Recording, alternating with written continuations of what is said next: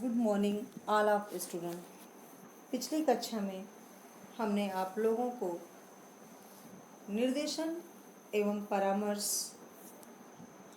में बालकों के विषय में बता रहे थे कि बालकों को बाल्यावस्था में निर्देशन एवं परामर्श की क्यों आवश्यकता है। तो उसमें हमने आपको सबसे पहले बाल्यावस्था में बालक का क्या होते हैं, उन्हें निर्देशन की क्यों आवश्यकता होती है। इसके बाद हमने आपको बालकों के स्वरूप के विषय में समझाया, विद्यालय में निर्देशन एवं परामर्श में अध्यापक की भूमिका के विषय में समझाया। अब हम आपको आज जिस टॉपिक पे चर्चा करने जा रहे हैं वह है निर्देशन एवं परामर्श के लक्ष्य। बाल्यावस्था में निर्देशन एवं परामर्श प्रदान करने के क्या लक्ष्य होते हैं।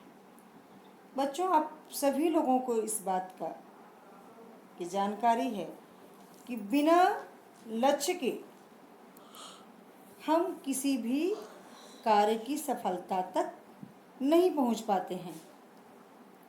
प्रत्येक व्यक्ति के जीवन में कोई न कोई लक्ष्य होता है और लक्ष्य को निर्धारित करके ही हम सफलता तक पहुंच पाते हैं।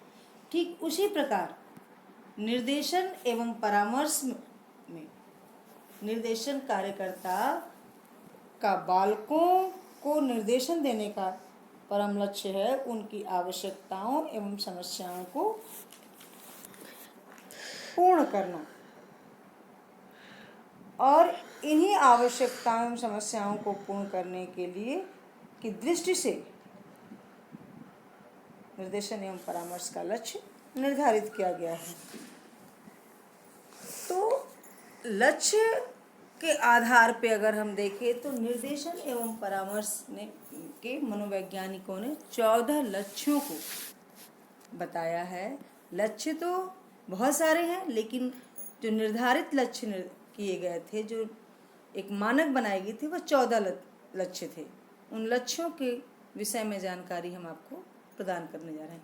सबसे पहला लक्ष्य क्या है, इस पे ध्यान दीजिएगा बच्चों। पहला है बच्चे के अध्ययन को ऐसी दिशा देना कि उनके अंदर जो भी असमंजन है की स्थिति है वह टल जाए। यानी समायोजन की जो स्थिति है उनके अंदर, असमायोजन की जो स्थिति वो समायोजन में हो जाए, असमंजन की स्थिति उनकी बिल्कुल टल जाए। नेक्स्ट है सफल अध्ययन कार्य को बढ़ावा देना। उनको शिक्षण के लिए, पठन पाठन के लिए बढ़ावा देना कि वह अपने जो भी शैक्षणिक कार्य है, पठन पाठन का कार्य है, उसको अच्छे से करें और ज़्यादा समय अपने पठन पाठन पर ध्यान दें।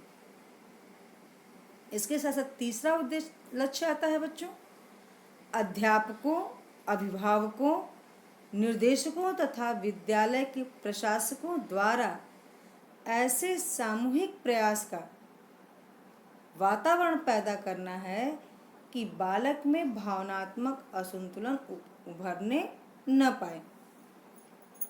यहाँ पे कहने का तात्पर्य है बच्चों कि बालक के अंदर जो भावनात्मक असंतुलन है, यानी संवेगात्मक असंतुलन है, वह उनके अंदर पनपने न पाए, उभरने न पाए। उनको ऐसा वातावरण प्रदान करना है, किस किस को, अध्यापकों को, अभिभावकों को एवं निर्देशकों को, के साथ साथ विद्यालय के प्रशासकों द्वारा एक ऐसा वातावरण निर्मित करना है कि बच्चों के संवेगात्मक विकास की ओर ले जाए। सकारात्मक संवेगों की उत्पत्ति हो, नकारात्मक संवेग की उत्पत्ति न होने पाए।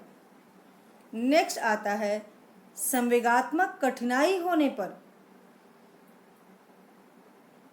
अध्ययन के किसी क्षेत्र विशेष में बालक के पिछड़ जाने पर उसकी सहायता करना। अगर किसी कारणवश, क्योंकि बिना कारण के किसी भी समस्या की उत्पत्ति नहीं होती है, तो अगर किसी कारणवश किसी बालक में संवेगात्मक अस्थिरता पाई जाती है, संवेगात्मक कठिनाई का वह अनुभव करता है और संवेगात्मक अस्थिरता की स्थिति में वह अध्ययन कार्य से पीछे हो जाता है, जो कक्षा में पठन पाठन का कार्य हुआ है, जो शैक्षणिक कार्य हुआ है, उसमें वह बच्चा पूर्णतः भाग नहीं ले पाता है, पिछड़ जाता है, तो पिछड़े हुए बालकों को उनके पठन पाठन से संबंधी जानकारी प्रदान करना और उनमें उनकी सहायता प्रदान करना।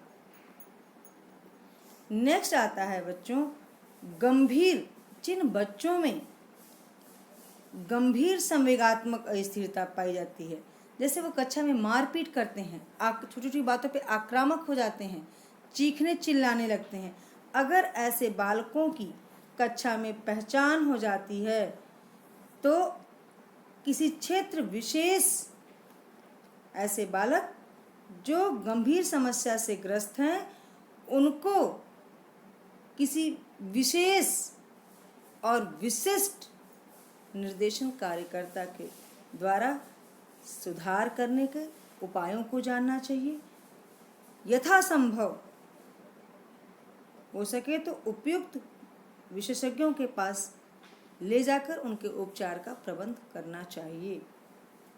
नेक्स्ट आता है बच्चों घर तथा विद्यालय के महत्व को समझना और संचार को सुविधाजनक बनाने के माध्यम के रूप में कार्य करना। घर तथा विद्यालय के मध्य एक ऐसा कम्युनिकेशन होना चाहिए जिनमें कि सरलता से दोनों एक दूसरे से मिल सकते हैं। अभिभावक अध्यापक से मिल सके विद्यालय जाकर और विद्यालय अभिभावक से मिल सके, सुविधाजनक हो, इनमें बहुत नियम और विस्तारता न हो जिससे कि वो मिलने में हिचकने लगे। नेक्स्ट आता है बच्चों बच्चे के विकास में तथा विद्यालय अध्ययन प्रक्रिया और पाठ्यक्रम के विषय में अभिभावक को जानकारी प्रदान करना। बच्चे का किस प्रकार से विकास हो रहा है, पठन पाठन में उसका विकास हो रहा है कि नहीं, शारीरिक क्रियाओं में उसका विकास हो रहा है कि नहीं, खेल कूद में वो भाग ले रहा है कि नहीं। इसके साथ साथ जो कुछ भी विद्यालय के अंदर अध्ययन प्रक्रिया के द्वारा जो कुछ भी उन्हें पढ़ाया गया है, जो भी पठन पाठन हुआ है, उन सभी विषयों के विषय में अभिभावक को भी जानकारी प्रदान करते रहना चाहिए, जिससे कि अभिभावक को पता चले कि उसका बच्चा किस विषय में रुचि लेकर, किस विषय में उसके अच्छे परिणाम है, किस विषय में उसका ध्यान नहीं जा रहा है और कहाँ पे बच्चे किस कारण से बच्चे के विकास में बाधा उत्पन्न हो रही है। इन सभी बातों की जानकारी अभिभावक को प्रदान करनी चाहिए, जिससे कि वह भी उन समस्याओं को समझे और सुलझाने का प्रयास करें। नेक्स्ट आता है बच्चों निर्देशन सामग्री के संबंध में अध्यापकों को नवीनतम जानकारी देना। जब वह बच्चों को निर्देशन प्रोग्राम देते हैं उस समय निर्देशन प्रोग्राम देते समय आधुनिकतम एवं नवीनतम सामग्री का प्रयोग करना, जिससे कि बच्चा आकर्षित हो जाए और वह सीखने को तैयार हो। चलचित्रों का प्रयोग करना चाहिए रंगीन पुस्तकों के साथ, इसके साथ साथ चार्ट पोस्टर का प्रयोग करना चाहिए, स्मार्ट क्लासेस का उपयोग करना चाहिए और इन सभी चीज़ों की जानकारी अध्यापक को होना भी अत्यंत आवश्यक हो जाता है, जिससे कि निर्देशन की प्रक्रिया में सहायता मिले और बच्चों को नई तकनीकों का ज्ञान भी हो और वह इन तकनीकों का प्रयोग भी कर सकें।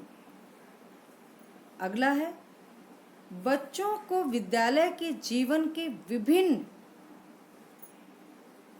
पक्षों से परिचित करवाने में। विद्यालय के जीवन के विभिन्न पक्षों से यहाँ तात्पर्य है कि अध्यापक को सहायता करना है कि वे बच्चे के विद्यालयी स्तर में जो भी चीज़ें हैं, अनुशासन, शैक्षणिक क्रियाकलाप, इसके साथ साथ जो विद्यालय में प्रतियोगिता का आयोजन हो, वाद विवाद का आयोजन, इन सभी विषयों की जानकारी बच्चे को कराना है। विभिन्न पक्षों के से बच्चों को परिचित करवाना है, जिससे कि जब वे उच्चतर श्रेणी या माध्यमिक श्रेणी में पहुँचे तो उन्हें माध्यमिक विद्यालयों के लिए तैयार करने में सहायता मिले। वो माध्यमिक विद्यालयों में पहुंचने के पश्चात, उच्चतर माध्यमिक विद्यालयों में पहुंचने के पश्चात उनको कठिनाई का अनुभव न हो, इसके लिए उन्हें विद्यालयी जीवन के विभिन्न पक्षों का ज्ञान कराना अत्यंत आवश्यक होता है। अगला है बच्चों, उन उपकरणों से अभिभावकों तथा अध्यापकों को अवगत कराना। निर्देशक एवं परामर्शक इन दोनों का कर्तव्य है कि जो भी नवीनतम उपकरण है जो बच्चे के विकास के लिए, बच्चे के पठन पाठन के लिए आवश्यक है, उन तकनीकों का प्रयोग करना अभिभावक के साथ साथ अध्यापकों को भी उन उपकरणों के विषय में जानकारी प्रदान करना, जानकारी प्रदान करना, जिसके साथ साथ वह बालक के अध्ययन तथा निर्देशन एवं परामर्श के लिए उसको उपलब्ध करा सकें। नेक्स्ट आता है 7वीं 8वीं कक्षा के बालकों को व्यवसाय के विषय में संक्षिप्त जानकारी प्रदान करना। 7वीं 8वीं कक्षा के बालकों को व्यवसाय से संबंधित क्या यहाँ पे है कि जब बच्चा क्लास 7th 8th में जाए तो उन्हें कौशल एवं प्रशिक्षणपूर्ण कार्यों को सिखाना जाना चाहिए और उन विषयों को बताना चाहिए जिससे व्यवसाय आगे जाकर वो व्यवसाय कर सकें। उन विषयों के विषय में भी उनको संक्षिप्त रूप में धीरे धीरे जानकारी प्रदान करना चाहिए, जिससे कि जब वो हायर एजुकेशन या उच्च शिक्षा के लिए बाहर जाए तो उनको उन विषय में जानकारी होगी, तो उन विषयों में अगर उनकी रुचि होती है तो वो ले सकते हैं। नेक्स्ट है बच्चा, विद्यालय से बाहर उपलब्ध विशेष सेवाओं के लिए संपर्क अधिकारी के रूप में कार्य करना। निर्देशन का कार्य केवल विद्यालय के अंदर तक ही सीमित नहीं होता है बच्चों। विद्यालय के अंदर तो अध्यापक के द्वारा विद्यालय में अध्यापक के द्वारा उनको निर्देशन प्राप्त हो जाता है, लेकिन बच्चों विद्यालय के बाहर भी निर्देशन का कार्य होता है और निर्देशक एवं परामर्शक जो निर्देशन देने का कार्य करता है, जो परामर्श देने का कार्य करता है, उनका कार्य विद्यालय के अध्यापक एवं अभिभावकों को ही सलाह देना और बच्चों को ही सलाह देना तक सीमित नहीं है, बल्कि उनका कार्य विद्यालय के बाहरी परिसीमा के लोगों को भी निर्देशन प्रदान करना है। तो बाहरी परिक्षेत्र में जो बालक आते हैं, जो विद्यालय में नहीं जाते हैं, उन बालकों को भी सही दिशा निर्देशन प्रदान करने के लिए उनको तत्पर रहना है। वह उनका प्रथम कर्तव्य बनता है कि वह विद्यालय के साथ साथ विद्यालय के बाहर भी अपनी सेवाओं को प्रदान करे, जिससे कि बालक का संपूर्ण विकास किया जा सके।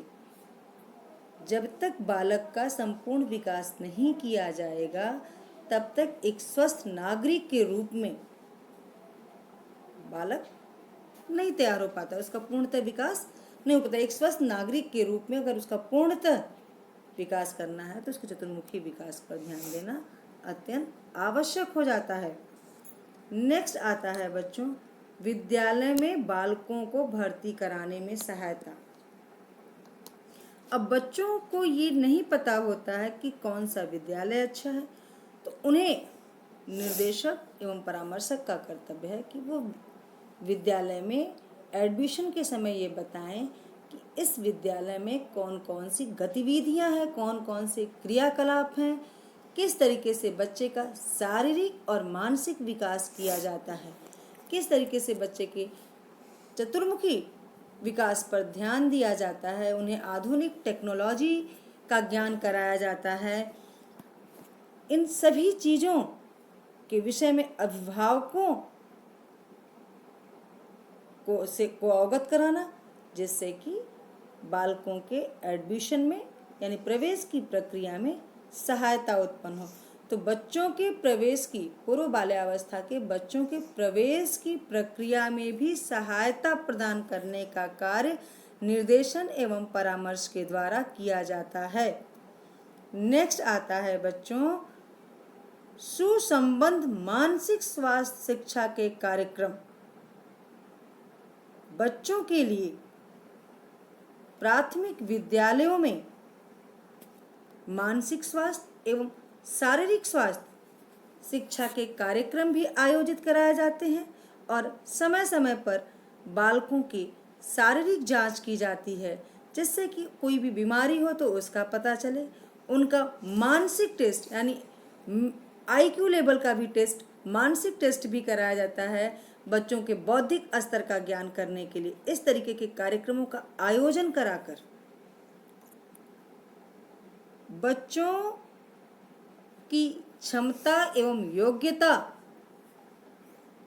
के विषय में जानकारी प्राप्त करके उनके अभिभावकों को प्रदान करना, साथ साथ बच्चे में जो कमी आती है उनको दूर करने का प्रयास भी निर्देशन एवं परामर्श कार्यकर्ता का होता है कि वह बालकों की समस्याओं को समझे, उनका समाधान करे, उनके शारीरिक एवं मानसिक अभिकरणों पर ध्यान दे और जहाँ भी जो भी कमियां आती हैं उनके उपचार की व्यवस्था करें। इस प्रकार से इन लक्ष्यों को लेकर निर्देशन एवं परामर्श बाल्यावस्था में निर्देशन एवं परामर्श का कार्य करते हैं। यहाँ पे निर्देशन एवं परामर्श के कार्य को करने के पश्चात अब प्रश्न उठता है बच्चों कि बाल्यावस्था में समायोजनात्मक समस्याएं क्या आती हैं जिसकी वजह से निर्देशन की आवश्यकता पड़ती है। अब हम इसको बताएंगे। बाल्यावस्था में निर्देशन एवं परामर्श का लक्ष्य अभी हमने आपको बताया। अब बाल्यावस्था में समायोजनात्मक समस्याएं क्या आती हैं और क्यों आती हैं, इसके विषय में आपको हम जानकारी प्रदान कर रहे हैं। तो बाल्यावस्था में समायोजनात्मक समस्याएं, जिसके कारण बच्चे का शैक्षिक विकास नहीं हो पाता है, वो अभिव्यक्ति नहीं कर पाता है, संप्रेषण का विकास नहीं हो पाता है, उसकी भाषा का विकास नहीं हो पाता है, उसकी कई तरह की विकासात्मक समस्याएं आती हैं और वह सभी समस्याएं समायोजन के कारण आती हैं। इन सभी समस्याओं के विषय में मालविका कपूर ने 1995 में बच्चों की समस्याओं को कई वर्गों में बांटा। तो सबसे पहला जो वर्ग था वह था शैक्षणिक पिछड़ापन। शैक्षिक पिछड़ापन बच्चों में क्यों आता है, वो शैक्षिक रूप से क्यों पीछे हो जाते हैं। बाल्यावस्था में सामान्य बालक है, वो विकलांग बालक तो है नहीं। बाल्यावस्था में जब बच्चा पहली बार जब स्कूल जाता है तो वह माता और पिता से पहली बार दूर होता है।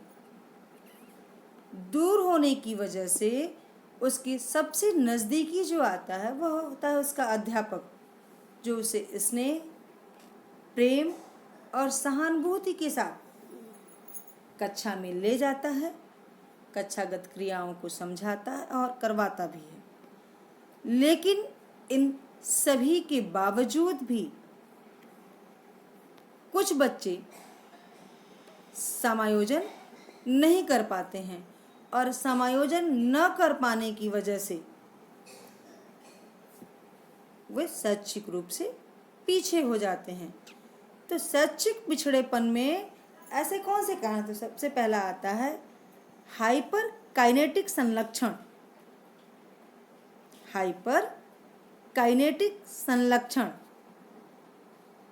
इसके द्वारा जो ये संलक्षण, ये लक्षण जो दिखाई देते हैं, इसमें बच्चों में ध्यान में कमी पाई जाती है। इसका रीज़न क्या? बच्चों में ध्यान में कमी पाई जाती है, अति सक्रियता रहती है, चिड़चिड़ापन रहता है, आवेगशीलता रहता है, जल्दी जल्दी वो गुस्सा जाते हैं। अति सक्रियता, किसी भी कार्य को कितनी जल्दी ख़त्म कर लें, वो राइट है या रॉन्ग है वो नहीं समझ में आता है। बस वो बना रहता है कि इस कार्य को ख़त्म कर लेना है, उसके परिणाम के विषय में वो नहीं जानते हैं। जिस कार्य को करने जाते हैं उसमें ध्यान नहीं लगाते हैं। जैसे वो पढ़ने बैठे तो 5 मिनट में उस कार्य को ख़त्म करना चाहते हैं। अब वो चीज़ उनको समझ में आ रही है कि नहीं आ रही है, उनको सिर्फ उनको अपने कार्य को समाप्ति करना है, चाहे वह हो चाहे न हो। टोकने पे वो चिल्लाते हैं, गुस्सा आते हैं, उनको बहुत चिड़चिड़ापन आता है कि हमें लोग टोक रहे हैं। बहुत ज़्यादा आवेग में छोटी छोटी बातों पे गुस्सा करना, चिल्लाना, अपने दोषारोपण को दूसरों के ऊपर डालना। इसके साथ साथ इन सब स्थितियों का कारण क्या है? कुंठा। जब उनको टोका जाता है, बार बार उनको डांटा जाता है, बार बार मना किया, तो उनके अंदर कुंठा आ जाता है, अवसाद आ जाता है। इसके साथ साथ उनमें सहनशीलता की कमी होती है, किसी की बातों को सुनने की क्षमता ही नहीं रहती है।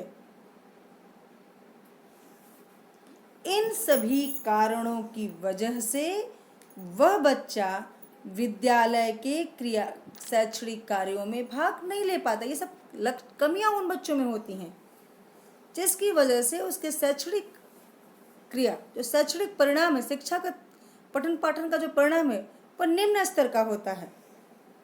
प्रत्येक कार्य उनका निम्न स्तरीय होता है और प्रत्येक कार्य का निष्पादन वह सही समय पे सही ढंग से नहीं कर पाते हैं, जिसकी वजह से वह शैक्षणिक रूप से पिछड़ जाते हैं। अभिव्यक्ति संलक्षण, ये तो शैक्षिक पिछड़ापन के अंतर्गत आया। अभिव्यक्ति संलक्षण क्या है? बाल्यावस्था में समायोजनात्मक समस्या को बताते हुए मालिका कपूर ने कहा कि जिन बच्चों में अभिव्यक्ति संलक्षण, यानी जिन बच्चों में ये लक्षण दिखाई देते हैं, उनमें समायोजन की समस्याएं होती हैं, जैसे चारित्रिक दोष, बाल अपराध, आक्रामकता, झूठ बोलना, बदतमीजी करना, हर बात पे वो झूठ बोलते हैं। बदतमीजी, कक्षा में टीचर्स की बातों को न सुनना, उसको रिप्लाइड करना, अपने माता पिता के बातों का उत्तर देना, चोरी करना, अपने कार्य को समय पे न खत्म करना, कार्य को न करने के हमेशा बहाने ढूंढना, विद्यालय न जाने का, विद्यालय से पलायनवादिता, इस तरह की जिन बच्चों में अभिव्यक्ति होती है, जो बच्चे इस तरह की बातें करते हैं, इस तरह का अभिव्यक्ति करते हैं, उनमें समायोजन की कमी पाई जाती है। इसके बाद आता है, ये तो जो वो व्यक्त करते हैं उसके माध्यम से पता चल जाता है कि इन बच्चों में ये कमियां हैं, जिसके लिए जब उनको टोका जाता है, जब उनको मना किया जाता है, तब वो वहाँ से भागने लगते हैं, तब उनमें समायोजन की समस्या उत्पन्न होती है।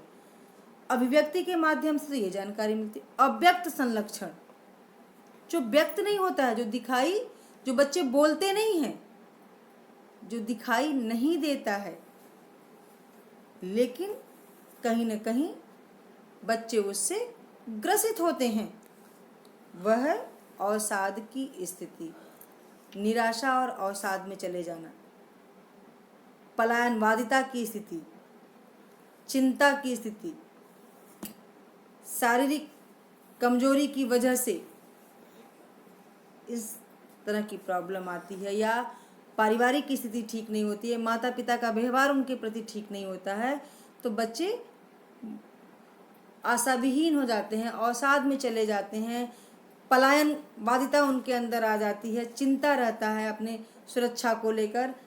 तो इन स्थितियों में बच्चों में समायोजन नहीं पाया जाता है। इसके बाद आता है बच्चों विकासात्मक समस्याएं। विकासात्मक समस्याओं में 3 तरह की समस्याएं आती हैं। सबसे पहली समस्या क्या आती है? भोजन ग्रहण संबंधी समस्याएं।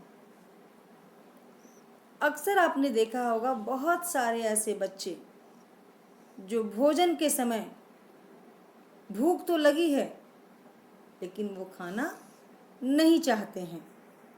खाना खाएंगे भी तो वो टीवी देखकर, कार्टून देखकर, जिससे कि जो कुछ भी खाते हैं वो उनके शरीर में नहीं लगता है। इसके साथ साथ खाने का उनका समय निर्धारित नहीं है। सुबह ब्रेकफास्ट किस समय करना चाहिए, लंच किस समय करना चाहिए, डिनर किस समय करना चाहिए। और आदत, ज़्यादातर बच्चे भोजन संबंधी दोषपूर्ण आदतों से ग्रसित होते हैं। उनके समझ में जो पौष्टिक भोजन है वह भोजन की श्रेणी में नहीं है। वर्तमान समय में बच्चे जंक फूड को भोजन समझने लगते हैं, जैसे चाउमीन, मैगी, पास्ता, इसको खाकर वो पेट भरना चाहते हैं, जिससे कि उनका शारीरिक विकास बाधित होता है। और जब शारीरिक रूप से वो स्वस्थ नहीं होते हैं तो समायोजन हो ही नहीं पाता है उनके साथ। इसके साथ नापसंदगी, उनके पसंद का अगर भोजन नहीं होता है तब भी वो खाने में आनाकानी करने लगते हैं। अति भूख, जरूरत से ज़्यादा भूख लगनी। जब बच्चे अवसाद की स्थिति में होते हैं या जब बच्चे आक्रामकता की स्थिति, उनको भूख बहुत लगती है, या टीवी देखते समय बहुत ज़्यादा खा लेना,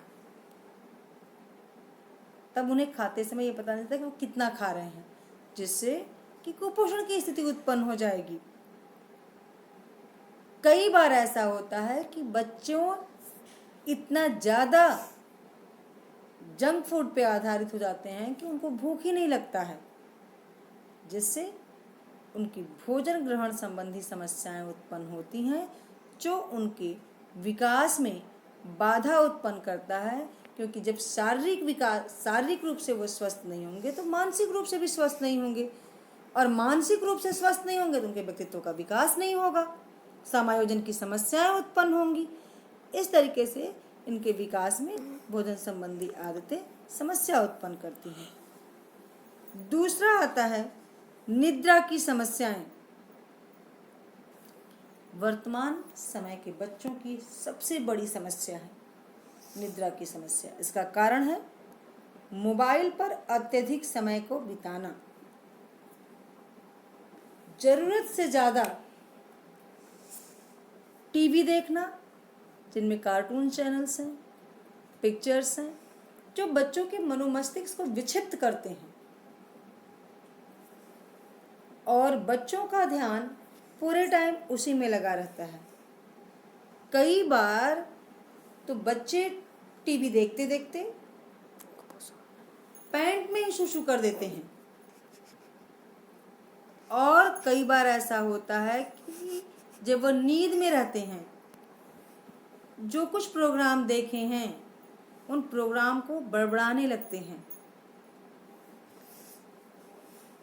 जिसके कारण डर से कभी कभी वह निद्रा की अवस्था में मल मूत्र त्याग भी कर देते हैं पैंट में, जो इनकी समस्याएं उत्पन्न होती हैं। तो निद्रा की समस्या आदतजन्य है, जो उनके विकास को बाधा पहुंचा रही है, उनके सोचने समझने की शक्ति को क्षरण कर रही है, सोचने समझने एवं तर्क करने की क्षमता कम हो रही है, मानसिक विकास उनका कम हो रहा है।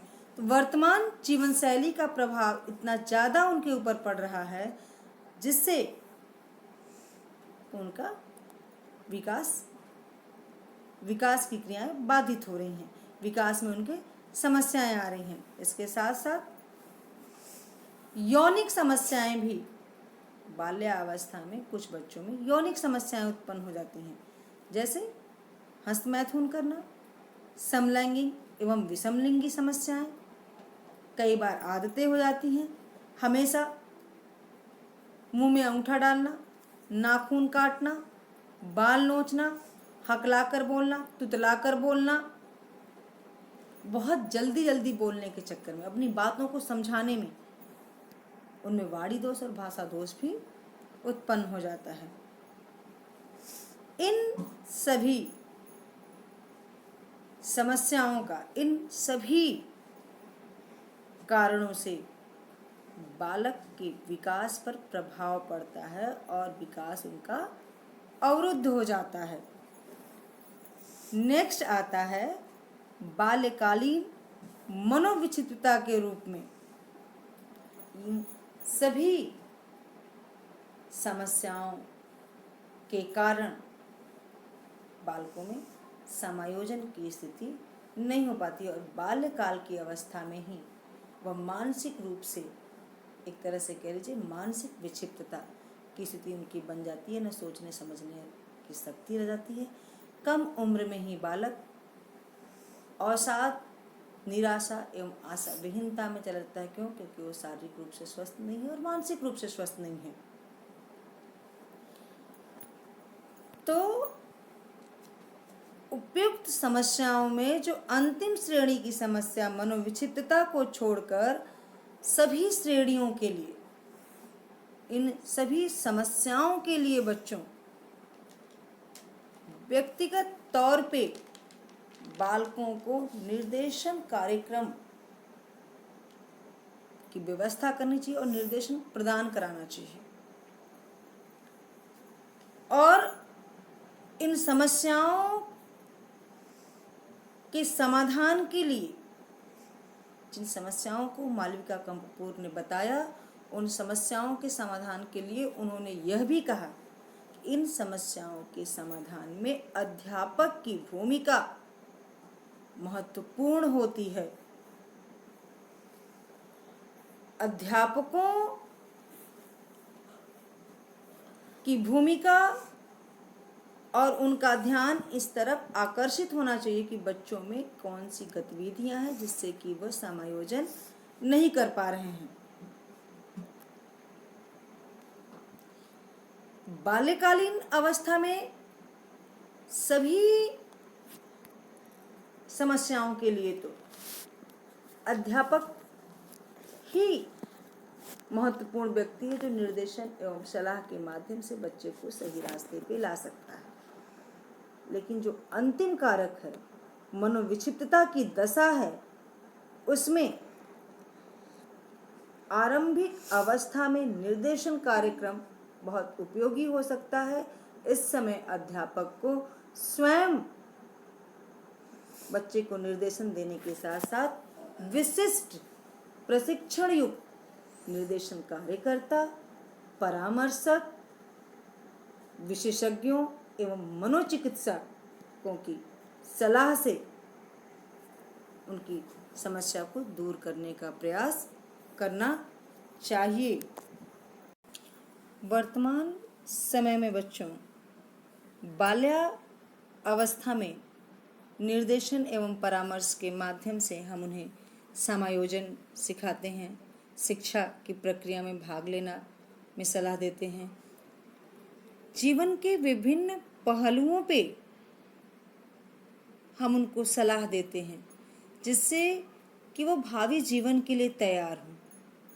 जब हम सभी पहलुओं पे की बात करते हैं तो एक पहलू और आता है जिससे वर्तमान समय में, जो वर्तमान समय की आवश्यकता हो गई है, जिसकी बातें करने में लोग शर्म महसूस करते हैं, जिसे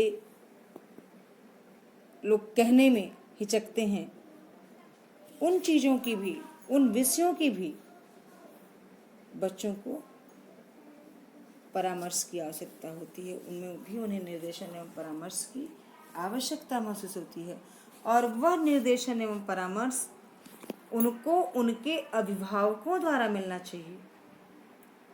जैसा हम आपको चित्र में इंगित कर रहे हैं। आपके मन में ये प्रश्न उठता होगा कि बाल्यावस्था में सेक्स निर्देशन एवं परामर्श की क्या आवश्यकता है। यह तो कोई एज नहीं है जिसमें यह शिक्षा प्रदान की जाए। लेकिन वर्तमान समय में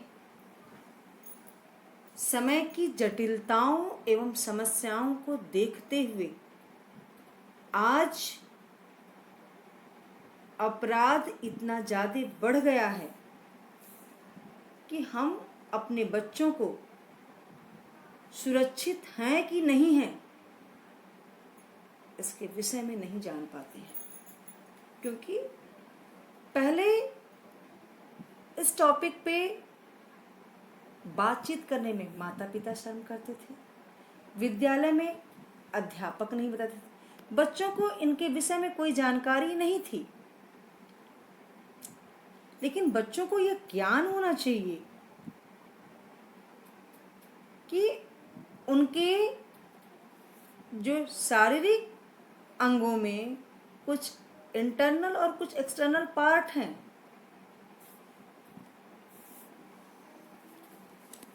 तो किन अंगों के टच को करने से बैड फीलिंग आती है और किन अंगों के टच करने से गुड फीलिंग आती है।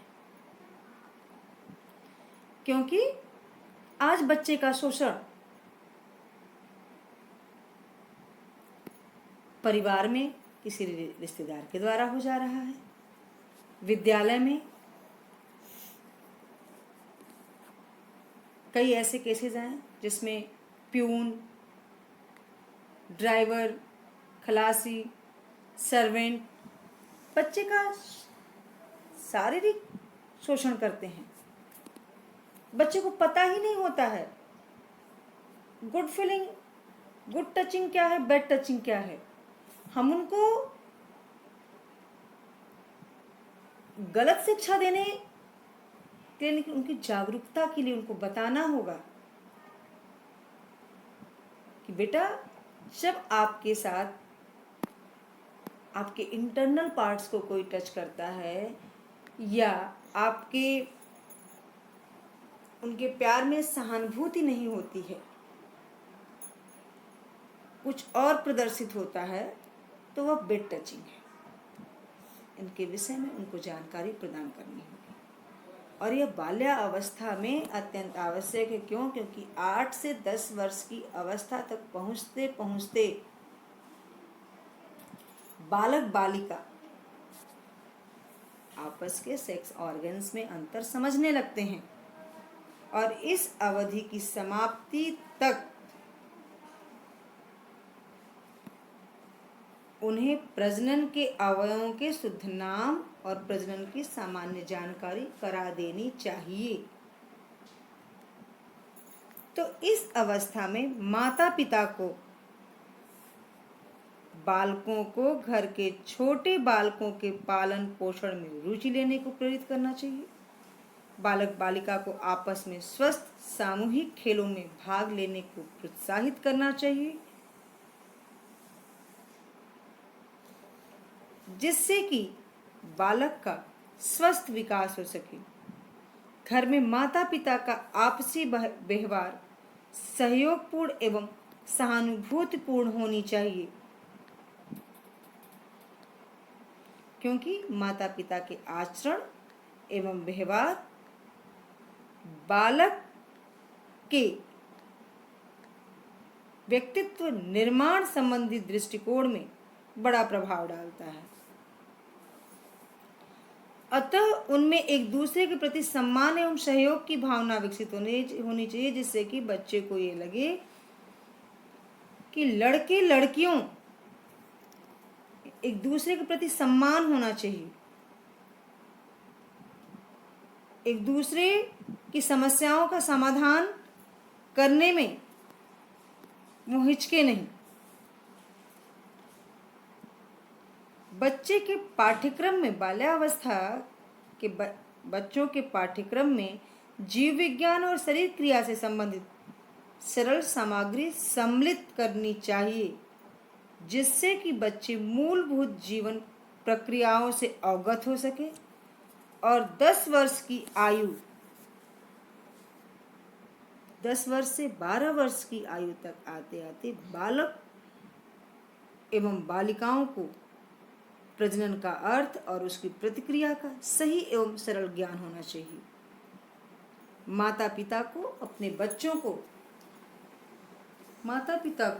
अपने बच्चों को सभी विषयों की जानकारी के साथ साथ इन विषयों की जानकारी भी निसंकोच होकर प्रदान करनी चाहिए, जिससे कि बच्चे को सही और गलत का पता चले और उसके साथ जीवन में या उसके साथ वर्तमान के साथ साथ उसके भविष्य में भी अगर कोई ऐसी घटना घटे तो वो उसका विरोध कर सके और उनको इतना प्यार से मित्रतापूर्ण व्यवहार रखना चाहिए कि वह अपनी सभी बातों को आकर आपको बता सके, जिससे कि अगर उनको कहीं कोई कठिनाई का अनुभव हो तो वह आपको बता के उनका समाधान किया जा सके, उनके साथ कहीं भी कोई गलत व्यवहार न हो सके। इसलिए इस प्रकार के निर्देशन एवं परामर्श की भी आवश्यकता बाल्यावस्था में होती है। बच्चों, यहाँ पे अब हम इस टॉपिक को समाप्त करते हैं। आपके सेकेंड यूनिट का फर्स्ट टॉपिक बाल्यावस्था में निर्देशन एवं परामर्श तथा चिकित्सा की भूमिका समाप्त होती है। अगली कक्षा में हम आपको किशोरावस्था में निर्देशन एवं परामर्श के विषय में बताएंगे। Thank you.